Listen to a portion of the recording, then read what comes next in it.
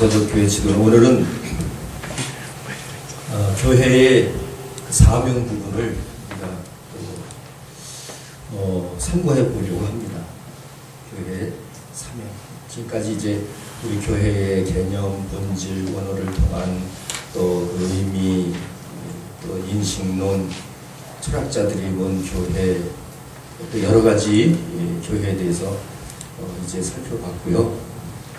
교회 사명, 그래서 왜 교회 사명 속에서는 이제 실천적인 그런 문제들이 있기 때문에 웨스트민스터 신조에서도 교회의 사명을 어떻게 얘기하고 있는가, 그런 부분들을 오늘 또 살펴보고자 합니다. 우리가 교회를 성경적으로 볼 때 교회의 가장 중요한 그 의미의 단어들을 생각해 볼 수 있어요. 교회에서는 택정이란, 교회는 특정되었다는 그 단어를 여러분 잘 알고 계실 겁니다. 그래서 성경 독서 지도론을 공부하신 분들은 그 내용을 알 수 있어요. 교회에서 택정과 교회는 하나님께 세우실 때 사명을 이렇게 감당케 하신 겁니다. 교회를 그냥 세운 것이 아니라 불러서 택했고, 또 택한 자들에게 사명을 주시고, 또 사명을 줘서 하나님과 한 몸을 이루기 때문에 하나님이 거룩하니 너희도 거룩하라, 하나님이 온전하니 너희도 온전하라, 곧 성결을. 그래서 교회의 론을 알기 위해서 가장 중요한 내용은 성결이에요. 하나님과, 그래서 예수를 성경에 보니까 성결의 영이라고 합니다. 성결의 영으로는 이 땅에서 죽으시고 하늘에 오르셔서 하나님의 보좌에 오르셨느니라. 이렇게 그 하나님 나라의 성결성을 얘기하고 있죠. 그래서 이 교회, 우리가 교회에 대해서, 교회의 사명을 공부하기 위해서 이런 내용들을 먼저 개념을 잡아야 그 사명을 알 수 있는 거죠. 성결을. 그리고 이 성결을 통해서 이제 하나님이 우리에게 주신 그 사명이 진짜 나오는 거예요. 그래서 전도. 교회가 전도하지 않으면 교회로서의 기능을 상실한 거죠. 이 전도에는 물론 선교도 같이 들어가는 거예요, 사실. 전도에는 선교 들어간다. 그래서 선교와 전도는 하나가 돼야 되는 거죠. 이게 목표는 전도예요. 그래서 외적인 어떤 겉사람에게 하나님을 알 수 있는 그런 기반을 마련하는 후에는 반드시 전도, 이 교회의 이론을 만들어야 돼요. 하나님의 세포를 만들어야 된다. 하나님의 세포가 되어졌을 때 전도가 된 거죠. 다시 말해서 예수를 영접했을 때, 성령을 받았을 때 같은 의미가 되는 거예요. 전도. 그리고 충성.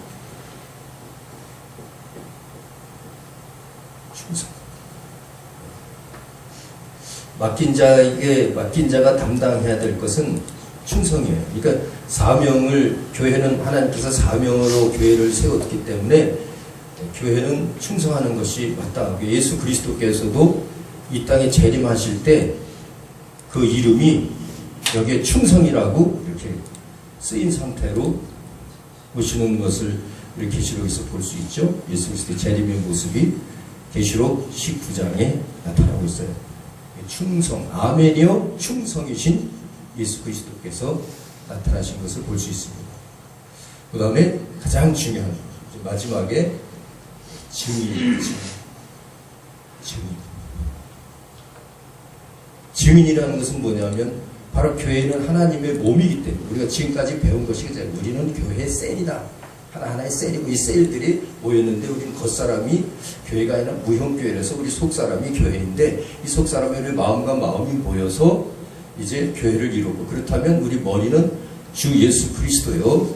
우리 교회는 몸인데, 머리와 몸은 같은 피가 흐르고 같은 본질을 가지고 있는데, 곧 말씀으로 오신 예수가 머리라면 우리도 말씀의 사람이어야 된다. 그렇다면 바로 우리는 그 예수의 증인이 된다 하는 거죠. 머리에 해당하는 것들을 내가 증거하지 못하면 몸이 아니라는 거예요. 몸이 아니에요. 머리와 몸은 일치되는 거거든요. 그래서 몸이 머리가 명령하는 것을 알지도 못하고 깨달지도 못한다면 이것은 진정한 교회라고 볼 수 없는 거죠. 칼빈이 얘기한 거짓 교회가 됩니다. 거짓 교회, 참교회가 될 수 없는 거죠. 증인. 그래서 교회는 반드시 증인들로 이루어진 것이 교회다. 여러분과 제가 예수를 증거할 수 있어야 교회예요. 교회할 수 있어요. 그러니까 아무거나 교회가 아니라 증인해야 됩니다. 그래서 결국 이제 마지막 하나님께서 이제 우리를 전부 그 셀들을 모아서 이제 한 예루살렘 성전을 만들 거예요. 이 사명은 결국 여러분과 저는 하나님 나라에 들어가서 어떤 역할을 하느냐. 결국 신부의 권리를 받은 거예요. 예수 그리스도는 신랑이요 신부. 그래서 이 성경에서는 이러한 단어들을 기본적으로 알고 있어야 교회를 우리가 온전히 깨달을 수 있는 거예요. 네, 그래서 이것은 순서적으로 이런 질서를 받아요. 구원의 사정이 있었죠. 구원도 질서적으로 이루어서 결국에 자녀가 되는 그런 영화의 단계에 이르는 것처럼 교회도 먼저 택정받은 자리에 자야 된다. 교회를 이루면 택정받은 자야 되고 택정받은 자들은 반드시 사명을 갖게 된다. 그래서 내가 교회 다니면서도 사명감이 없다면 조금 우리가 더 깊이 회개하고 깨닫고 알아가야 돼요. 사명을 받을 때까지. 누구나 하나님의 사람들은 사명을 가진 거예요. 누구나. 이 사명은 결국 그 사명을 감당할 때 성결해지는 것입니다. 사명 감당하지 못하면 성결해질 수가 없어요. 왜냐하면 사명 감당하는 사이에 이미 감당하지 못하도록 악한 영이 가만히 두질 않죠. 이거 무슨 사명자냐. 사명하게 돈과 명예와 권력과 세상에 많은 것들이 있는데 그렇게 하면서 대충 그냥 믿음 생활하면 되지. 이렇게 이제 종교적인 공격을 하죠. 종교의 영예로 넘어가는 거예요. 결국 사명 감당 못하죠. 그래서 사명을 감당하는 자는 반드시 하나님이 성결케 해요. 성령을 통하여 인치시고 또 거룩하게 하시는 그 예수의 피가 우리에게 흐르게 되는 거죠. 그래서 이제 전도하고 충성하고 증인이 돼요. 전도하는 것보다 거룩한 충성은 없죠. 전도 자체가 충성이 되고 충성한다는 것은 증인이 돼야 충성합니다. 이거죠. 이것은 신부적인 역할이고 사실 이제 이 가운데 이제 중요한 부분이 예식이 필요해요. 예식. 하나님과 내가 교제하잖아요. 하나님의 형상을 따라 우리가 교류하는데 교회는 하나님과 어떻게 교류하는가? 가장 중요한 예식 중에 하나 성찬. 할렐루야. 이거를 어떻게 아세요? 누가 그랬어요? 에스더죠? 네, 그러니까 하나가 빠진 것 같은데. 정확해요. 이 성찬은 예수 그리스도의 피와 살을 먹고 마시는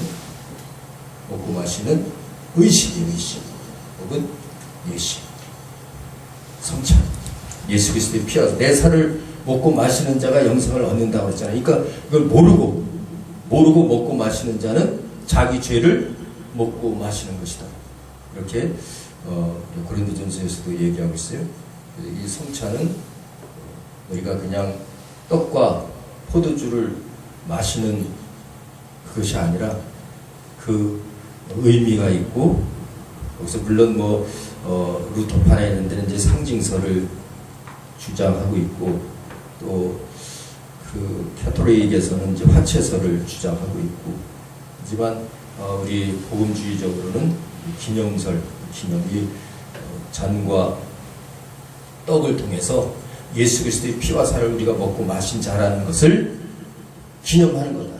자손들에게까지 계속 그것을 알려줘야 된다. 이것이 교회는 한 몸이라는 증거예요. 성찬은 교회는 한 몸, 한 식구 이렇게 표현하죠. 성찬으로 얘기한다면 한 식구죠. 그래서 집에서도 한 식구라는 것은 같은 밥과 같은 솥에서 나온 밥을 같이 먹는 입이라고 해요. 식구, 먹는 입이 하나, 한 밥을 먹는 거예요.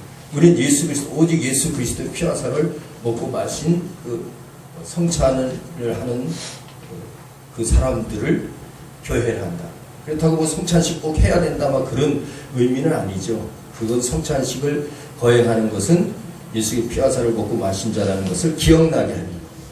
그래서 안 해도 기억이 난다면 안 해도 되는 거예요. 그러나 이제 초신자들이나 또 이렇게 그 기독교가 처음 들어와서 이렇게 설교가 되어지는 과정에서는 반드시 해야지. 모르니까 이 의미를.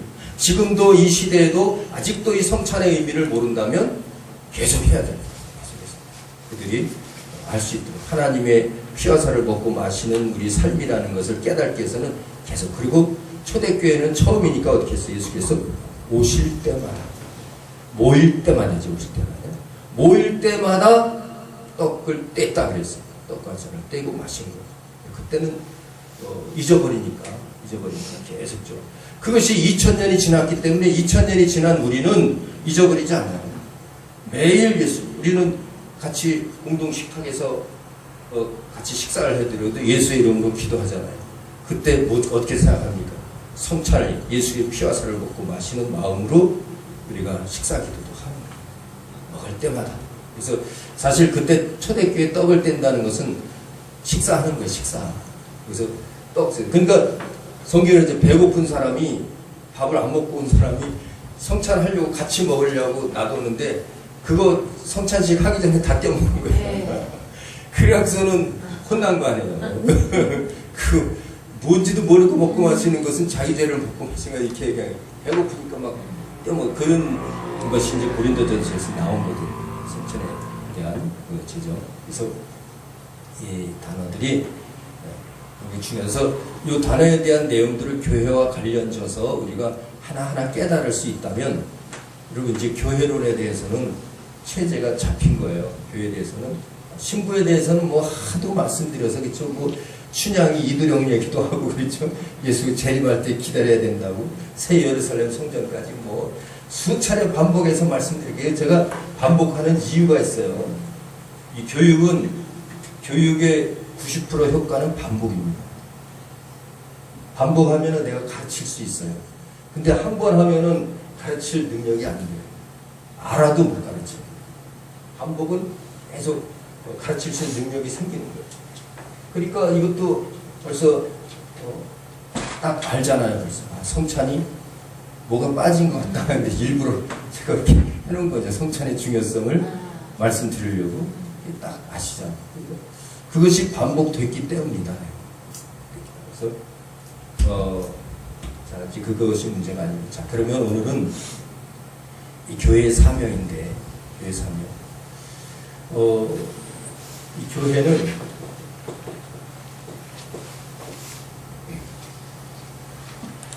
지체의 증인. 지체는 누구의 지체입니까? 하나님의 지체죠? 예? 교회는 하나님의 지체의 증인이다. 굉장히 중요한 단어. 이 단어로부터 이제 그 모든 교회에 대한 책자들이든가 아니면 보면 네? 101페이지예요? 네, 101페이지 보세요. 책에 나왔을 거예요. 전 책에 나온 거, 성경에 나온 것만 얘기하지. 제가 책이 네. 나와요? 네. 하나님의 지체의 그렇죠. 증인들의 모임. 근데 그렇죠. 모임도 써줘도 되고, 근데 이 자체가 중요하다고요. 지체의 증인인데, 그렇다면 이 증인은 하나님의 지체로서의 증인이잖아요. 그럼 하나님은 신성을 가지셨잖아요. 그렇죠? 그러면 이 증인이라는 것은 우리는 영적인 증인이라. 신령한 증인들이에요. 여러분과 저는 신령한 증인이 돼야지 그냥 어떤 과학적인 증인이 아니에요. 영성. 이거는 신성. 그래서 신성한 증인이다. 신령한 증인이다. 이 신령한 증인이라는 것은 또 뭐냐 그러면 신령한 증인이라는 겁니다. 여기에는 그 두 가지를 볼 수 있는데 내적 증인과 외적 증인. 하나님의 신성 중에 가장 중요한 신성은 뭐냐면요. 아가페. 뭐예요? 사랑의 공동체. 그래서 교회는 내적 증인으로서는 사랑의 공동체가 되어야 된다. 내적인 증인으로서는 우리는 이 하나님의 증인인데 이 하나님의 신성이 도대체 한마디로 뭐냐. 십자가에 못 박혀 죽으시고 우리 죄를 용서해 주시고 사랑해 준 거예요. 그 은혜예요. 그게 첫째 되는 계명이에요. 그리고 하나님을 사랑하고 우리가 이웃을 사랑해야 될 그 이유가 거기에 있어요. 그러니까 진짜 신성이 있다는 것은 뭐 잘 알아맞히고 무당 점치는 사람들처럼 뭐 할 거다 이렇게 알아맞히는 게 신성이 아니고 신성은 그것은 우리 인격의 혼으로도 얼마든지 할 수 있어요. 혼으로 다 하는 거예요. 그건 혼으로. 진짜 이 신성은요 죄를 사해 줄 수 있는 그런 성품이 돼야 돼요. 그런 능력이 있어야 돼요. 이게 신성이에요. 죄를 해결할 수 없는 신성은 귀신도 해요. 그렇죠? 그러니까 결국 그 신성은 사랑으로 밀집되어 있다. 하나님의 사랑. 그러니까 결국에는 요한 1서인가요? 거기서 하나님은 사랑이시라. 이렇게 하나님은 말씀이시다 했던 그 말씀이 하나님은 사랑이시라. 이렇게. 그러니까 우리 성부론에 있어서도 말씀의 사랑이 있잖아요. 말씀. 사랑. 선포된 말씀으로 사랑. 말씀 속엔 사랑이 있어요. 말씀과 사랑이 이게 하나예요. 그러니까 뭐예요? 우리가 예수를 사랑한다면 말씀이 있어야 사랑할 수 있는 거예요. 하나님 말씀 모르는 자는 예수 사랑할 수 없어요. 어떻게 사랑할 건데요? 육신으로, 내 감정으로, 내 의지로? 안 돼요. 그걸로 하나님이 그렇게 뭐 인간 수준밖에 안 되나요? 진짜 그 하나님의 사랑은 우리 하나님께서 주신 말씀이 영이거든요. 하나님의 본질인 말씀을 지키지 않으면 하나님을 사랑합니다. 진짜 우리 이웃 사랑도 이웃도 하나님의 말씀을 통해서 그를 말씀대로 하도록 해야 사랑이지. 껴안아주는 것만은 이거는 에로스의 사랑이에요. 또 필레오 사랑이, 우정의 사랑이지 아가페의 사랑은 아니에요. 내가 싫을 때 못하지. 그렇죠. 내가 싫을 때 못해 그거. 근데 아가페 사랑은 싫어도 그 말씀은 살아있거든요. 그대로. 원수가 전해줘도 그 말씀이 그 사람에게 들어가면 그 말씀은 살아있는 거고. 네. 거짓이 없거든요. 거짓이 전혀. 그러니까 이게 신성이에요. 그러니까 교회는 그런 사랑의 공동체다. 이제 우리는 교회가 사랑의 공동체라는 얘기 많이 들었잖아요. 그러니까 사랑의 교회, 무슨 사랑교회, 무슨 사랑교회, 무슨 사랑. 하여튼 사랑 들어가는 교회가 엄청 많아요. 근데 진짜 안에 들어가면 진짜 사랑하는 교회도 있는데 그게 재밌는데 어떤 교회도 있어요. 사랑은 사랑이지만 아가페 사랑을 하는 교회는 많지 않더라. 보니까 진짜 서로 70번씩 7번이라도 용서해주고 이런 죄사하는 권세, 성령을 받아서 성령을 통해서 죄사하는 권세가 있잖아요. 성령을 받으라. 너희가 네 죄든지 사하면 사해질 것이요 네 죄든지 그대로 되면 그대로 있으라 그랬잖아요. 성령을 통해서 내 마음이 아니라 예수의 성령의 마음으로 원수를 사랑할 수 있는 그런 사랑이 있어야 되는데 이런 사랑 찾기가 쉬운 시대가 아니다. 그러니까 진정한 이 교회는 내적인 증인이 돼야 되는데 우리는 이 하나님의 지체의 증인으로서 내적 증인은 사랑의 공동체다. 그래서 그 사랑으로 똘똘 뭉침. 결국에는 이 내적 증인은 외적 증인은 이것이 성령이 필요한데 성령을 통해서만 가능한데 이것이 성령은 사랑의 띠라고 그랬잖아요. 사랑의 띠로. 그러니까 공동체라는 건 사랑의 띠로 묶어져. 그래서 교회는 성령이 하시는 말씀을 듣는 거죠. 진짜 사랑의 공동체는요, 성령이 하시는 말씀을 들어요.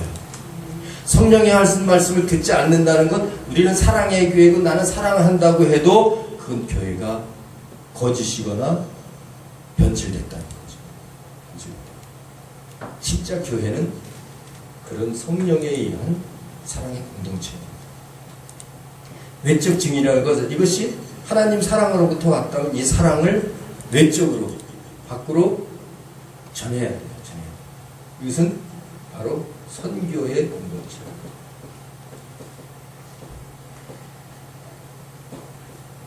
교회는 선교해야 돼요. 아까 전도 나왔잖아요. 교회는 이 하나님의 사랑, 이게 사랑, 선교는 사랑의 선교를 얘기하는 겁니다. 우리가 선교하는데 뭘 선교하는 건가요? 구체적으로 얘기해보자고. 뭘 선교하겠어요? 하나님의 사랑을 선교하는 거예요. 선교하면서도 뭘 하는지 모르고 난 선교사로 가서 뭐 개척도 하고 뭐도 하고 하겠다. 그렇게 해서 뭘 하는데요? 그냥 이렇게 뭐 확장해 가는 거죠. 믿음 생활하고 교회도 하고 가르치고 그래야죠. 그게 사실 이웃 사랑의 이 목표예요. 우리 이웃 사랑. 그래서 선교도 어디에 들어가냐? 이웃 사랑에 들어가요. 하나님 사랑. 이웃 사랑인데 이웃 사랑을 내 앞에 있는 사람만 사랑하는 게 아니라 이웃 사랑을 막 저 땅끝까지 이르러서 사랑. 이웃은 내 앞에만 있지 않고 저 멀리까지 있다고. 그래서 땅끝까지 이르러서 사랑하는 것이 선교라는 거예요. 이 사랑의 선교의 공동체가 된다. 그래서 교회가요, 선교하지 않는 교회는 우리 교회는 100명이야, 200명이야. 근데 선교사 파송을 하나도 안 했어. 그러면 그것이 뭐 거짓 참교회는 아니고 그런 얘기는 아니고 그런 수준은 아니고 아직 교회로서 그렇지 미성숙했다. 정확한 말씀이죠. 아니 대변을 여기 서식했으면 좋겠어. 다음에 할 때 좀 좋았어요. 앞으로 그렇게 하자고요. 진짜 교회로서 미성숙. 교회 선교하세요. 우리 교회 십자가 우리는 2천만 원짜리 달았어. 그거보다 중요한 건 우리 교회 선교사 3명 파송했어. 이게 더 중요하다. 이 시대 그런 것을 우리가 깨달아야 돼요. 우리 자신이. 그래서 어느 교회에 있든지 그런 교회가 되도록 우리 교회를 계속 회복시켜나가는 하나님의 그 본질대로 뜻대로 그런 것을 교회다. 그런 진정한 교회. 그래서 이 교회는 내적 증인과 외적 증인이 돼야 되는데 증인들로 모인 거예요. 증인의 이 모임이 하나님의 증인의 모임이 교회인데 이 증인의 모임 중에 내적 증인과 외적 증인으로 나눌 수 있고 내적 증인이라는 것은 우리 자체가 하나님의 사랑의 신성의 사랑의 공동체를 이루는 것이고 외적 증인은 사랑의 선교의 공동체가 된다. 그래서 이웃사랑, 하나님 사랑과 이웃사랑을 온전히 행하는 교회야 온전한 교회다. 그것은 바로 성령을 통해서만 이루어진다. 성령. 그러면 이 성령을 통해서 이 교회에 대해서 어떻게 얘기하고 있는가? 성령은 이 선교를 볼 때 이 마태복음에서는 우리가 마태복음 28장인가요? 다 외우겠죠? 17절 이해하겠죠? 하늘과 땅의 모든 권세를 우리에게 주셨으니 너희는 모든 족속을 제자 삼아 아버지와 아들과 성령의 이름으로 세례를 주고 내게 분부한 모든 것을 가르쳐 지키게 하라. 그렇죠? 하나님의 사랑을 가르쳐 지키게 하라. 하나님이 우리에게 가르쳐 준 건 다 하나님 사랑이에요. 그것을 가르쳐 지키게 하라는 거죠. 또 누가는 뭐라 그랬나요? 사도행전 누가가 지었죠? 네. 사도행전에서 1장 8절인가요? 성령이 임하면 성령이 와야죠. 성령이 임하면 권능을 받고 예루살렘과 온 유대와 사마리아와 땅끝까지 이르러 내 증인이 되리라. 그렇죠? 외적 증인이 되리라는 거예요. 외적 증인. 그게 공동체죠. 그러니까 초대교회에서도 이미 바울이 이 외적 증인을 역할을 하기 위해서 바울의 교회론을 보면 바울의 교회론은 안디옥을 중심으로 시작된다. 예루살렘 회의를 통해서 이방인에게도 성령을 전할 수 있다. 하나님의 사랑을 성령을 통해서 전파가 된다라는 것을 알고 안디옥에서 모여서 1차, 2차, 3차의 전도 여행을 마치고 이제 로마 4차라고도 할 수 있는데 로마에까지 간다고. 그것은 내 의형은 아니고 체포돼 가는 거지만 실질적 영적으로 볼 때는 하나님이 그를 로마 병사들로 그를 호위해서 간 결과가 된 거예요. 그걸 체포해 갔지만. 그래서 그가 죽을까봐 왜 재판받으려면 살아야 재판받거든. 죽이면 이 사람들이 문제가 생기니까 결국 호위해서 간 결과. 안 죽잖아요. 거기 가서. 왜? 그는 로마인이기 때문에. 그래서 이제 전도 이렇게 땅끝에서 증인이 됐다. 증인. 이 증인이 그렇게 하나님 지체의 증인이다. 하나님 지체. 여러분과 저는 하나님의 지체인 것을 잃어버리면 참 교회의 성품을 잃어버립니다. 우리 자신이 잘 돼야 교회가 잘 되는 거예요. 우리가 셀이기 때문에. 내 자신이 잘 서야 내 교회가 잘 되는 거예요. 물론 남도 잘 돼야 되겠지만 남은 남이 아니에요. 남도 나예요. 왜? 우리 영은 하나니까. 믿는 사람은 다 하나예요. 믿지 않는 사람도 하나고. 믿는 사람 하나예요. 영, 아담이요. 똑같은 아담이지만 유기된 셀, 다시 말해서 썩은 셀, 택정받은 셀, 살아있는 셀, 교회. 그러니까 교회와 세상 두 개로 구분되는 거예요. 그러니까 교회란 이름을 가졌지만 세상에 속한 교회는 교회가 아니다. 하나님 나라에 속한 교회, 성령이 하시는 말씀을 들을 수 있는 교회, 사랑이 있는 교회, 선교하는 교회. 그래서 물론 이 선교는 못할지라도 여기까지 간 교회는 그래도 아까 말씀드린 미숙한 교회죠. 여기까지 가야 성숙한 교회.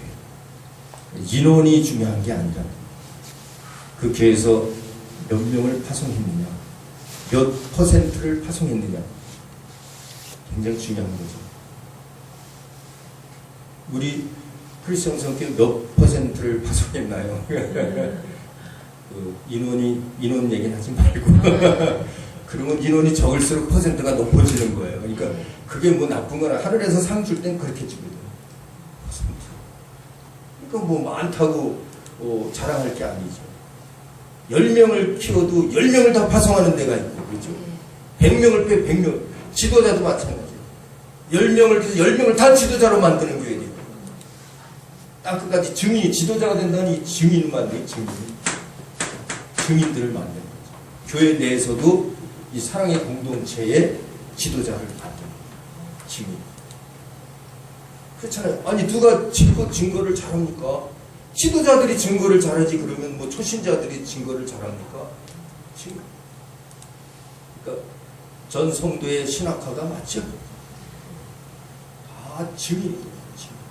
내적 증인, 외적 증인. 그래서 하나님의 사랑이 우리 안에 있어요. 오늘 찬양할 때 그 찬양했잖아요. 더욱 사랑. 또 내일 부르면 내일 또 더욱 사랑. 계속 사랑에 쌓아가는 거지. 성화되고. 교회는 그렇게 사랑을 쌓아가는 거예요.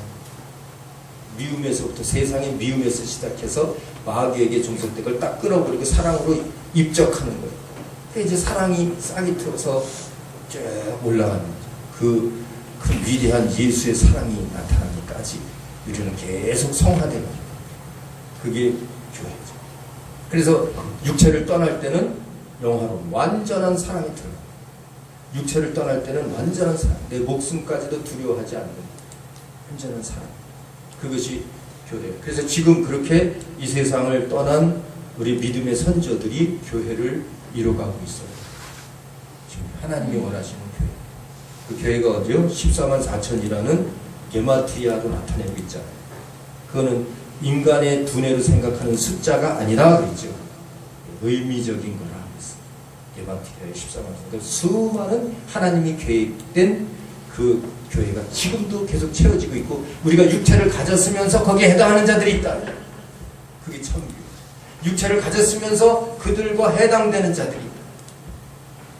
그거는 한 몸이야, 한 몸. 그래서 한 몸이야. 이 하나님 나라도 그래도 전세적인 하나님 나라와 그 초월적 하나님 나라겠죠. 내재적 하나님 나라, 초월적 하나님 나라라고 했잖아요. 그러니까 그 하나님 나라는 다 똑같다. 그러나 그 하나님 나라에 육체가 있을 때 우리가 그것을 느낄 수 있으면 이것이 내재적 하나님. 이것은 성령을 통해서만 느낀다는 거잖아요. 천국론에서도 그렇게 하죠. 교회도 마찬가지죠. 이즘 내재적인 교회가 있지만 초월적인 교회가 있는 거예요. 그래서 내재적인 교회를 신학자들은 어떻게 표현하냐면 그걸 따라서 이제 우주적인 교회다 이렇게 표현해요. 우주적인 교회다. 그래서 그 교회는 다 하나예요. 그래서 시간과 때가 되면 합쳐지는 겁니다. 그러니까 성경에서 수가 차기까지 하나님은 기다리고 있다. 그 수가 지금 수가 찼어요. 하나님 나라에 찼어요. 근데 하나님이 원하시는 그 수가 아니에요. 그 수가 차기까지 오늘도 이 시간도 기다리고 있어요. 그 수가 차면 하나님께서 오시는데 그 수가 언제 차냐? 말씀으로 가득한 차. 그 말씀이 땅끝까지 그 사랑의 말씀이 성령에서 전파될 때, 복음이 땅끝까지 전파될 때, 마태복음 24장. 그때 하나님께서, 예수께서 그리스도 재림하신다. 그때 오십니다. 복음이 땅까지 전파될 때. 증인의 그 증거가 땅끝까지 나타날 때 그거지. 자, 이게 마태 누가만 있는 게 아니죠. 사도행전만 있는 게 아니죠. 이것은 마가복음이에요. 마가복음은 예수 그리스도의 이름을 얘기하고 있어요. 이것은 마가복음 16장이죠. 16장에 보면 예수의 이름으로 이 증인들이 뭘 하냐? 이 증인들이 외적 증인을 위해서 이제 예수의 이름으로 귀신을 내어쫓고 또 병을 고치고 또 뱀의 꼬리를 집으며 어떤 독을 마실 자도 해를 받지 아니하며 이렇게 병든 자에게 손을 얹은 즉 병이 떠나지라 막 이렇게 그 예수의 이름을 통해서 이 증인들의 증거가 나타날 것이다 라고 얘기합니다. 결국 이 성령은 예수의 이름을 통해서 역사한다 하는 것을 우리가 알 수 있죠. 또 하나 남았네요. 요한복음. 요한복음 21장인가요? 거기에 그 사랑, 여기서는 이 사랑을 강조합니다. 사랑의 선물. 사랑의 선물. 요한의 아들 시몬아, 네가 다른 이보다 나를 더 사랑하느냐? 내가 주를 사랑하는지를 주께서 아시나이다. 그것이 이제 요한복음의 마지막 부분이에요. 마지막. 이것은 그 하나님의 사랑을 알아야 증인이 된다는 얘기죠. 네. 다른 이보다 나를 사랑할, 내가 주님을 사랑하는 주께서 아시나이다. 그러니까 네가 양을 어떻게 하라는 거예요. 먹이라. 어린 양을 먹이라. 처음에 또 한 번 물어봐서 그렇게 되는 거예요. 양을 치라. 그 다음에 양을 먹이라. 이것은 뭐냐면 그 사랑의 증인이 된다. 사랑의 공동체 증인이 될 수 있다. 사랑을 통해서. 그래서 사실 이 마태복음과 사도행전에 나타나는 것을 이제 대지상명령이라고 이제 신학적으로 얘기합니다. 지상명령. 그러니까 사람들은 지상명령 그러면 이 땅 지자를 생각하고 땅 위에서의 명령이라고 얘기하는데 그게 아니에요. 땅 위에서의 명령이라는 뜻이 아니고 갈지자 마지막 지상명령 마지막 명령이다 그 뜻이에요. 지상명령. 땅 위에서 명령이 아니라 무슨 지상 상륙작전 뭐 이런 게 아니라 지상명령이라는 것은 이제 한문을 그래서 이 한문도 자꾸 이렇게 막 헷갈리게 만들어요 성경이. 그래서 이 초신자들에게는 참 이렇게 성경 이해하기 어렵게 막 만들었어요. 그래서 현대인의 성경을 좀 이렇게 이해할 수 있도록 좀 바꿨으면 좋겠다 그런 건데 그게 마지막 명령이에요. 마지막 명령입니다. 예수께서 하늘로 오르시면서 마지막 명령이 그렇다면 이 교회를 향해서 하나님이 명령한 거예요. 하나님은 이 세상에 교회에 관심이 있다. 교회 다른 데 관심이 있지 않아요. 이 세상에서는 교회에만 관심이 있어요. 교회는 이 건물이 아니죠. 여러분과 제 마음에 관심이 있다고요. 이 영혼에, 마음을 통한 영혼에 관심이 있다. 그 영혼이 하나님의 사랑에 물들기를 원하고 하나님 사랑으로 들어오기를 원하고 그 사랑을 전해서 또 사랑의 공동체를 만들기를 원하는 거예요. 그것은 성령으로만 이루어진다. 그러니까 성령을 받게 하는 거예요.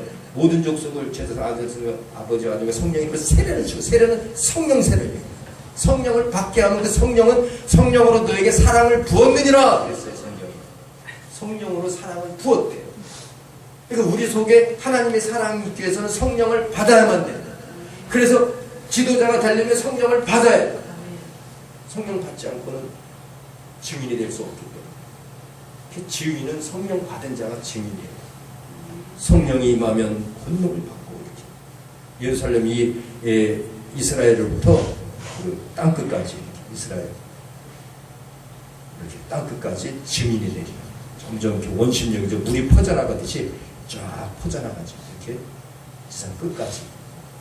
그래서 이 시대에 이제 선교는 마지막 때가 거의 됐다 그러는 거는 벌써 그 예루살렘부터 예루살렘과 유대와 사마리아와 땅 끝이라는 것은 결국 도는 거예요. 지금은 둥글잖아요. 둥그니까 쭉 퍼져서 지금 예루살렘을 향하고 있는 거예요. 예루살렘의 가장 가까운 지역이 아프리카와 유럽이라는 거예요. 바로 옆에가 예루살렘이에요. 이스라엘이라는 거예요. 그러니까 아프리카에서 조금 들어가면 되고 유럽에서 조금 들어가면 되고, 그러니까 이런 하나님의 말씀을 깨달은 자들은 이 시대 아프리카 선교 많이 떠납니다. 이제는 마지막 시가 되는 거예요. 그리고 유럽까지는 선교에 그렇게 관심이 없는데 유럽에까지 가게 되면, 왜 유럽에는 좀 무서워요. 지금 이슬람 교도들이 있거든요. 이슬람.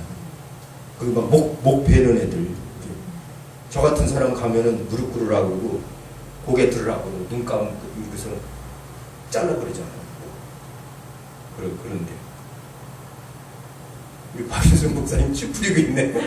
제가 가끔 저 유럽 간다고 저 사람 지금 갈려나. 이슬람도 네. 극단주의. 그래도 극단주의. IS. 그렇죠. 그러니까 극단주의가 지금 많이 하고 있습니다. 맞아요. 극단주의. 이슬람교도도요. 이 극단주의자들 빼면 선량한 사람도 많아요. 종교는 다르지만. 그렇죠. 그렇죠. 근데 사실은 이 극단주의자들이 이게 패를 몰고 있으니까 걔네들이 권력을 잡고 있어요. 그러니까 그런 거죠. 그러니까 그런 쪽에 이제 극단주의자가 아닌 일반 이슬람교도들하고 얘기하다가 그게 귀에 들어가면 그대로 그건 그렇죠. 정말 그런 이제 어려움이 있는. 그러니까 지금 유럽에도 이 전 세계가 지금 이슬람화되고 있어요. 세계가. 그러니까 예를 들어 터키 정도만 돼도 이 크리스찬이 1%, 이슬람교도들이 99%예요. 그러니 거기서 크리스찬이 눈에 안 띄겠어요? 100명 중에 하나인데 그 하나 벌써 딱 띄죠. 다른 소리 하니까. 그러니까 살아나기가 얼마나 어려워요. 그러니까 이제 유럽 선교가 앞으로는 이제 마지막 시대에 진짜 목숨 걸고 갈 수 있는 그런 사람들. 같이 갈 수 있을 수 있는 분 손들어 주시죠. 손들어요! 사실 순교하면 영광 아니에요? 그렇죠. 맞아요. 영광이죠. 순교하면 영광인데 사실 이제 사람이 이제 그 겉사람으로 볼 때는 사실 두렵잖아요. 두려운데 성령이 충만하면 그게 조금 가실 것 같아요. 아주 부족한가. 근데 아무한테는 안 주신다고 네. 김철 목사 같은 분들도 그 특별한 사람이에요. 그렇죠. 주기철 목사님 같은 분들 특별해서 진짜 그것도 하나님. 못판 위를 걸었다는 자체가 차라리 그냥 못 베이면 그렇죠. 그냥 바로 한 번에 그렇죠. 한 번에 네. 그거나 불 같은데 이런 데는 정말로 힘들 것 같아요. 같이 갈 만한 분이 저기밖에 없네. 목배임 한 번이면 간단하다니까. 못 베이는 거는 아유 주님 순간적이니까. 아버지 이러고 있으면 되는데 그때 순간적으로 그런데 어. 그 못 걷는 거가 네. 상상 많이 하거든요. 네. 그 순교에 대해서. 네. 그 저 숯불 같은 거 보면 저게 발에 닿아서 예수를 부인한 너와 저기 하서 걸어라 이렇게 하면 내가 저걸 걸을 수 있을까? 이런 상상을 많이 해요. 근데 그 되게 힘들 것 같아요. 진짜. 맞아요. 그냥 맞아요. 그 순간을 이제 딱 정말- 죽는 거면 저긴데 네, 네. 근데 이제 성경적으로 볼 때 진짜 성령 충만했던 스테반을 생각하면 스테반이 이 돌을 맞는다는 거요. 칼로 베인보다 더 아플 수도 있어요. 근데 이런 그 어디서 제가 이제 어느 분의 얘기 잠깐 들었는데요. 그게 할 수 있는 게 그 순간에 그 혼을 가져가신대요. 주님께서. 그래가지고 고통을 모른대요. 그거를 제가 어디서 들었어요. 네, 이제- 그 순간 네. 딱 하려고 하는 그렇죠. 순간에 예, 딱 예. 그걸 저도 거둬가시네. 그럴 수 있다고 봐요. 네, 그러나 그러시나요? 그럴 수 있다고 보지만 그거를 객관화시켜서는 안 돼요. 예. 음, 근데 이제- 그렇게 하면 예, 안 그거는- 돼. 예. 예수님도 네. 십자가 못 박히실 때 그렇게 안 고통을 하시고 당하셨죠. 그 육체의 고통을 다 당하셨잖아요. 그러니까 체육. 네, 그렇죠. 그러니까 우리가 당할 고통을 예, 예. 근데 그걸 이제 객관화시켜서 안 돼. 근데 주관적으로 각각 그렇게 또 생각하는 사람이 있을 수 있고 이제 그렇게 될 수도 있다는 거지. 케이스 바이 케이스. 그렇게 그래서- 된다 이렇게 말할 수 없는. 네. 그리고 뭐 공포스럽겠죠, 되게. 근데 그 순간에 그런 그러니까 이제 영광을 보기 스데반의 때문에 모습 같은 걸 볼 때 그런 거지. 근데 영광을 그게 보기 때문에 한다는 거죠. 그렇죠. 그것을 이제 어떻게 해석해 줄 수 있냐면 누구나 다 막 그런 게 아니라 진짜 성령 충만을 통해서 내가 아픔까지 얼마나 주님을 사모하면 얼마나 주님을 사모하면 내가 맞는지도 모르는 거예요. 거기에 몰두하니까. 예. 몰두하니까 어떤 인간이 그런 내적인 힘이 있을 수는 있다고 보는 거죠. 내적인 그런 힘이 있을 수 있어요. 하나님을 너무나 사모하고 하나님에게 집중하다 보니까 네. 그러니까 어떤 사람은 팔 잘리는 줄 모르고 무슨 일을 했던 사람도 있잖아요. 예. 거기 집중하다 보니까. 이랬죠. 근데 나중에 보니까 잘린 거죠. 어.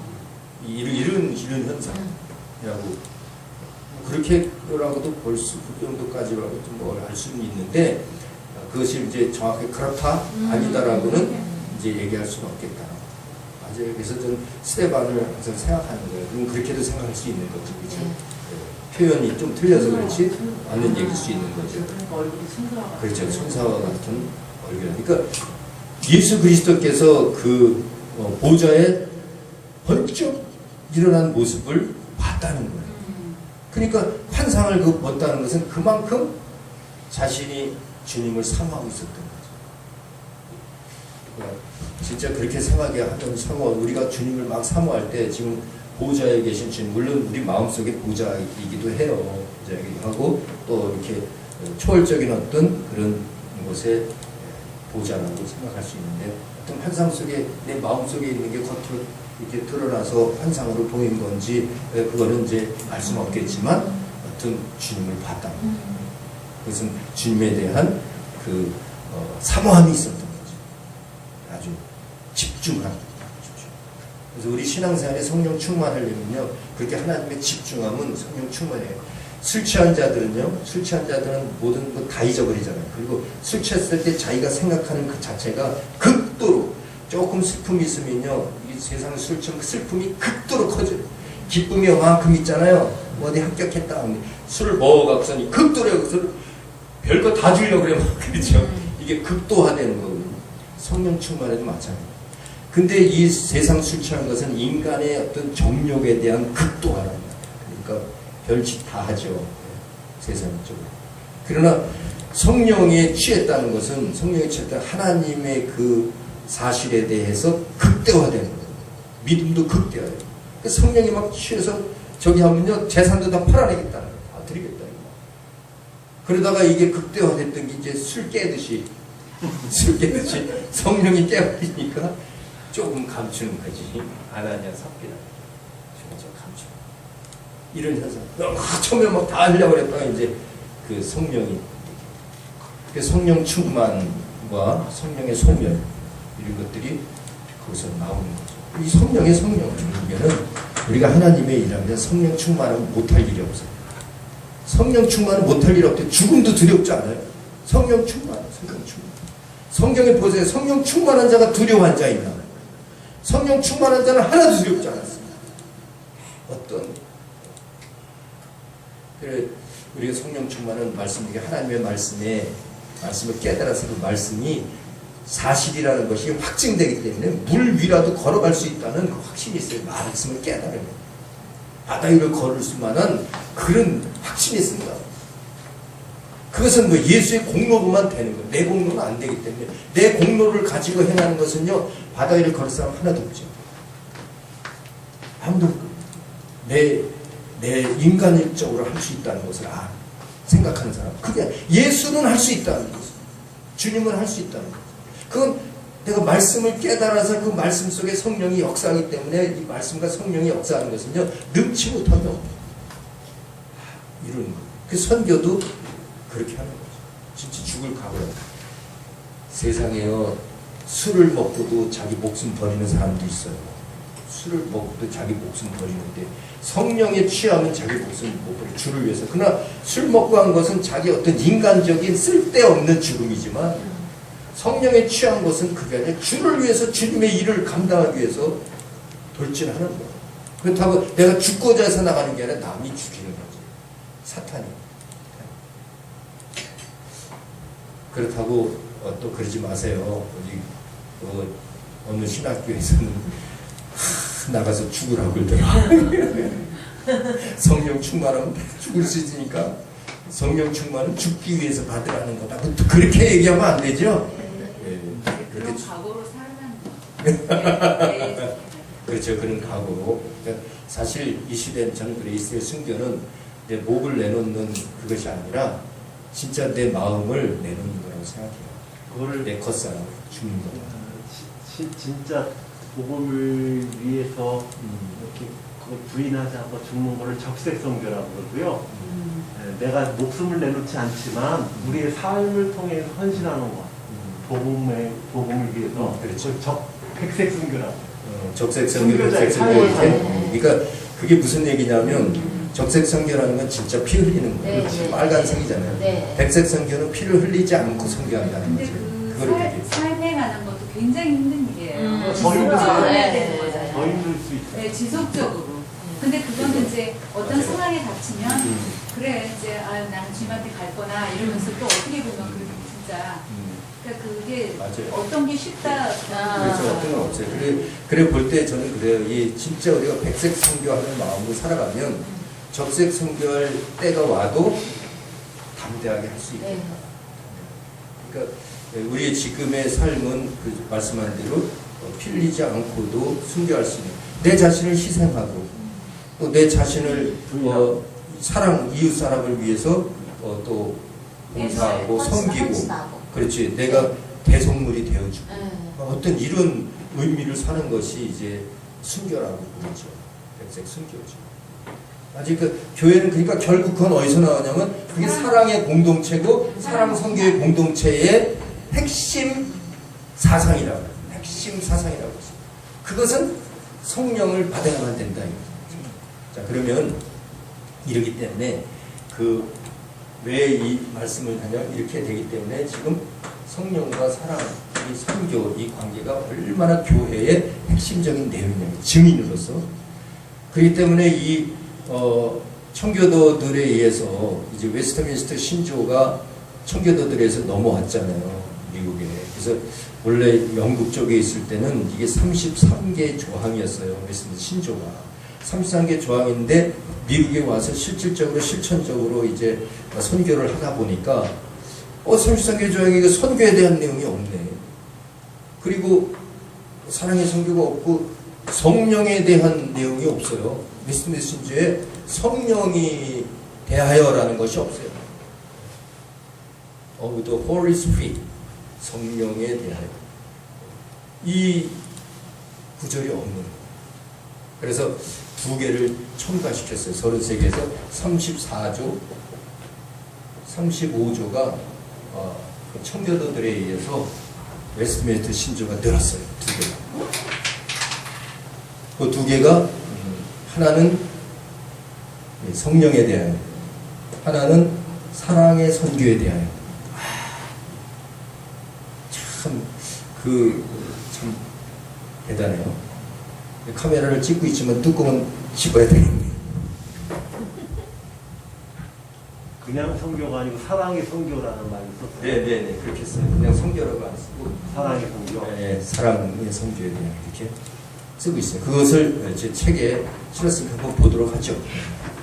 자, 우리 지금 책을 계속 제가 어디까지 얘기했냐면 그 A 101페이지 A에 대한 부분을 구체적으로 설명했고요. 웨스트민스터 신조의 이제 성령에 대해서 한번 보도록 하겠어요. 101페이지 웨스트민스터 신조 성령 이렇게 나와 있죠? 찾았습니까? 네, 거기 보면 성령 그리고 이렇게 따옴표를 썼어요. 그 제목입니다. 웨스트민스터 신조의 34조예요. 이게 거기에는 이제 제가 중괄호로 1, 2, 3, 4번까지 돼 있잖아요. 그 중괄호로 쓴 굵은 글씨는 제가 요약한 제 자신의 글이고요. 그 밑에 얇은 글씨들 있죠. 그것이 웨스트민스터 신조예요. 그거를 제가 요약한 겁니다. 네. 네, 알겠습니다. 그렇군요. 자, 그러면 그 웨스트민스터 신조를 한번 우리 다 같이 읽어볼게요. 성령은 거기 있죠? 얇은 글씨죠? 네, 한번 읽어볼게요. 시작. 성령은 창조주 삼위일체. 못 찾았어요? 맨 밑에서 두 번째 줄. 101페이지. 맨 밑에 두 번째 줄. 읽어보겠습니다. 시작. 성령은 창조주 삼위일체 하나님의 제3위로서 성부와 성자로부터 나오시고 본질은 같으시며 그 능력과 영광은 동등하시다. 또 성부 성자와 함께 계시며 모든 시대를 통하여 믿음과 사랑과 복종과 예배를 받고 계신다. 자, 이렇게 나와 있는데 이 웨스트민스터 신조라는 거는 이 한마디 한마디가 다 성경에서 딴 거예요. 성경이 없는 것은 웨스트민스터 신조로 하질 않았어요. 그러니까 여기서 성령은 창조주 삼위일체 하나님의 제3위로서 거기다 238번 각주 있죠? 네. 238번 각주 한번 읽어볼게요. 시작. 창세기 1장 2절 땅이 혼돈하고 공허하며 흑암이 깊음 위에 있고 하나님의 신은 수면에 운행하시니라. 시편 104편 30절 주의 영을 보내어 저희를 창조하사 지면을 새롭게 하시나이다. 그러니까 이 성령을 보내어서 저희를 창조했다. 이 창조의 영이라는 거죠. 창조주 삼위일체의 제3위다. 이런 것을 얘기해요. 그럼 1위는 뭔가요? 1위는 성부죠. 말씀이죠. 말씀. 제2위는 성자. 예수 그리스도. 그냥 예수라고 그러면 안 되고 예수 그리스도. 그죠? 성자, 임자를 얘기하는 거죠. 제3위는 성령. 이것은 보혜사 성령을 보혜사 성령. 생기라고 해요. 생기. 자, 그 다음에 성부와 성자로부터 나오시고, 그렇죠? 성부와 성자로부터 나오시고, 이것은 뭐냐면 전번에 우리가 말씀해 필리오케 이론 아시죠? 필리오케, 플루다, 쾌는 이제 엔드. 그리고 그래서 이게 동방정교와 서방정교가 갈라지게 된 근원이라고 그랬잖아요. 동방정교는 아버지로부터만 성령이 나온다. 그리고 어거스틴을 중심으로 한 서방정교에서는 아버지 그리고 아들로부터 나온다. 필리오케. 이렇게 독일어라고 해서 독일어. 그렇기 때문에 이제 어거스틴을 중심으로 한 필리오케 이론이 이제 받아들여지는 거죠. 그것이 정식적인 것으로 받아지고 동방정교의 아버지부터만 나온다라는 것은 이제 이단이 됐던 거예요. 그것을 얘기하고 이 웨스트민스터 신조가 굉장히 그런 면에서 성경적 교리다. 웨스트민스터 신조는 그냥 교리가 아니라 성경적 교리다. 그래서 웨스트민스터 신조를 잘 지켜요. 이것은 장로교뿐만 아니라 감리교, 성결교, 침례교, 온 기독교 전체가 다 인정하는 거예요. 웨스트민스터 신조는. 그러니까 그만큼 이제 성경적인 것을 얘기하고 있는 거죠. 이게 35개 조항이 됐는데 지금 34조항을 우리가 보고 있는 겁니다. 그래서 그 능력과 영광은 동동하시다. 본질은 같으시다. 이 본질이 같다는 것은 무엇으로 같은지 그건 우리는 성경을 통해서 알았나요? 그렇죠. 아버지도 말씀, 아들도 말씀, 성령도 말씀. 아버지는 말씀을 선포하는 자요, 아들은 말씀을 계시하는 자요, 성령은 말씀을 증거하는 자라. 그래서 선포하고 계시하고 증거하는, 말씀을 계시하고 말씀을 선포하고 말씀을 증거하는 거죠. 그게 다른 것을 증거하는 게 아니에요. 그것이 곧 일체가 됐는데 그 일체가 곧 하나님이다. 이렇게. 그래서 본질은 같다. 그 능력과 영광은 동등하다. 그러니까 말씀으로 그 능력이 동등하고 영광도 같은 말씀으로 동등하다. 하나님의 말씀은 대전 모든 하나님의 말씀은 능치 못함이 없느니라. 능력이 있어요. 그리고 영광이라. 하나님 말씀은 영이란 말이에요. 이런 세상의 빛이 아니라 하나님 말씀은 영적인 빛이에요. 시편에서도 얘기하죠. 하나님 말씀은 내 발에 등이요 내 길에 빛이니다. 그 빛은 이 세상 빛이 아니에요. 영광을 얘기합니다. 영광, 영적인 빛이다. 영적인 빛. 영광. 그러니까 그 말씀의 능력과 영광은 동등하다 이렇게 표현하는 겁니다. 또 성부 성자와 함께 계시며 함께 계신다. 그렇죠? 이게 일체를 얘기하죠. 모든 시대를 통하여 믿음과 사랑과 복종과 예배를 받게 되니까 그 내용은 242번 보면 하나님은 영이시니 예배하는 자가 신령과 진정으로 예배할지니라. 그러므로 예배를 받으시는 분이다 하는 건 이제 이런 것을 근거로 하고 있다는 얘기예요.